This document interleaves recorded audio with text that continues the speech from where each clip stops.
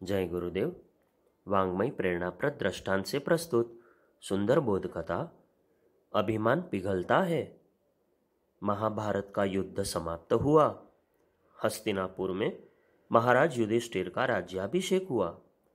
पांडवों को लगा कि उनके सिर पर जो राजमुकुट है वह अपने ही परिजनों के खून से सना है। युधिष्ठिर ने अनुभव किया कि उनके राज सिंहासन में खून से सने कांटे निकल आए हैं और वे उनके हृदय को छेद रहे हैं। अंतस में बड़ी ग्लानि हो रही थी। महाभारत के रक्तपात और नरसंहार के दृश्य आंखों के आगे रह रहकर घूम रहे थे। इस वेदना से व्यथित होकर निदान स्वरूप युधिष्ठिर ने राज सिंहासन अभिमन्यु के पुत्र परीक्षित को सौंपा और हिमालय जाने का निर्णय कर लिया। परीक्षित महाराज बन गए। अभिमन्यु के पुत्र को राजपाट सौंपकर सभी भाइयों ने मुक्ति की सांस ली। अगले दिन पांचों पांडव और द्रौपदी को हिमालय प्रस्थान करना था। रात देर तक राज तिलक समारोह चलता रहा और बाद में सब अपने शयन कक्ष में चले गए। सब सो गए, पर भीमसेन की आंखों में नींद का नाम भी न था। उसे दिखने लगा दुर्योधन का खुला हुआ सिर, बहता हुआ जांद में से रक्त, उसके दाहिनी ओर भीम की अपनी लात के निशान। उसकी सांस फूलने लगी।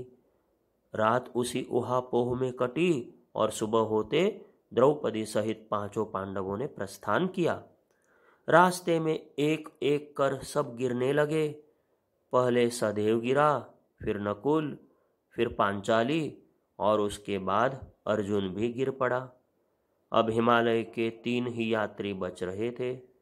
आगे युधिष्ठिर, पीछे भीमसेन और उसके पीछे एक कुत्ता। बस ये तीनों चले जा रहे थे। हिमालय की श्रृंखलाओं पर चढ़ते हुए भीम को चक्कर आया और वह बैठ गया। महाराज, मुझसे अब आगे नहीं चला जाता, मैं गिर रहा हूं। युधिष्ठिर ने पीछे मुड़कर देखा। भीम लड़खड़ा रहा है।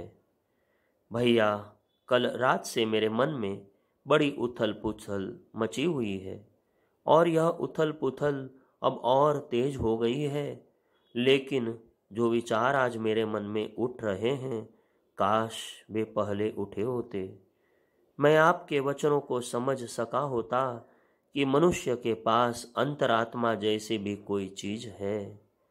भीम इतना कहकर बैठ गया। भाई भीमसेन, व्यर्थ शोक मत करो। युधिष्ठिर बोले, आगे चलने का साहस करो।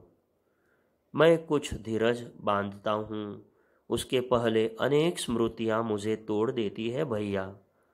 अगर मुझे मालूम होता तो मैं दुर्योधन की जांद पर गदा न चलाता। क्षमा के लिए कही हुई आपकी बातों का उपहास न करता। शत्रुओं की हत्या करके सुखी बनने की इच्छा न करता।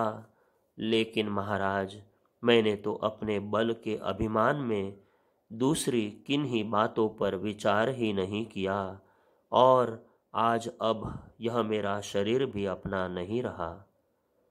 अत्यंत दीनता से भीम ने कहा और वह लुढ़क पड़ा। युधिष्ठिर कुछ क्षण रुके, मृतदेह को स्पर्श कर बुदबुदाए, आज विलंब से ही सही, परंतु फिर भी तुम्हें अपनी भूल का भान हुआ, यही तुम्हारा सौभाग्य है। तुम सब भाई और पांचाली हमेशा के लिए सो गए और मैं अकेला जा रहा हूँ। तुम्हारा कल्याण हो। अपने स्वामी भक्त कुत्ते को साथ लेकर युधिष्ठिर आगे चल दिए। जय गुरुदेव।